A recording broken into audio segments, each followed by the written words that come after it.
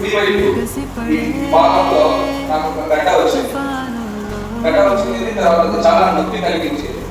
ఇదంతా చేసుకో కాబట్టి నొప్పి మాత్రం 1 వీక్ ఉంది. ఎప్పుడైనా పడుకున్నప్పుడు నేను ఎప్పుడైతే రైట్ సైడ్ తిరుగుతానో అప్పుడు నొప్పి కలుగుతుంది అనమాట. తలా ఒక గడ్డ ఉంటుంది, నొప్పి కలిగేది. సో నేను దాంతో చెప్పేవాడిని చాలా నొప్పిస్తా ఉంది అంటే సరే ఒకసారి చూపించుకున్నామా ఇతను నాకు అనుకుంటే. సో ఇది 1 వీక్ వరకు జరిగింది నొప్పి. తర్వాత నొప్పి వెళ్ళిపోయింది.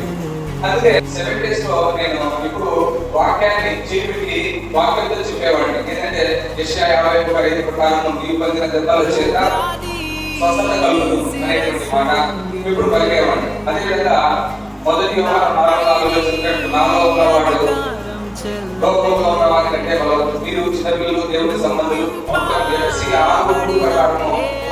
ఎందుకంటే నీకు మేలు కలిగినట్లు నీ తల్లిదండ్రుల సన్మానము అప్పుడు భూమి మీద నీకు దీర్ఘాయువు అనేటువంటి ఆ వాక్యం నాకు బాగా గుర్తొచ్చింది. సో అనేది ఏంటంటే వాక్యాలన్నీ నాకు గుర్తొచ్చేది. చెవిపెట్టుకుని ప్రార్థన చేసేటప్పుడల్లా ఈ వాక్యాన్ని గుర్తొచ్చేది. అదే ఇప్పుడు చెవిపెట్టి ప్రార్థన చేస్తున్నారంటే 1 వీక్ లో వెళ్ళిపోయింది. ఆ వెళ్ళిపోవడం కూడా నేను మర్చిపోయాను. నేను స్వస్థపరచబడడానికి నేను స్వస్థపరచబడడానికి నా దేవుడే కారణము.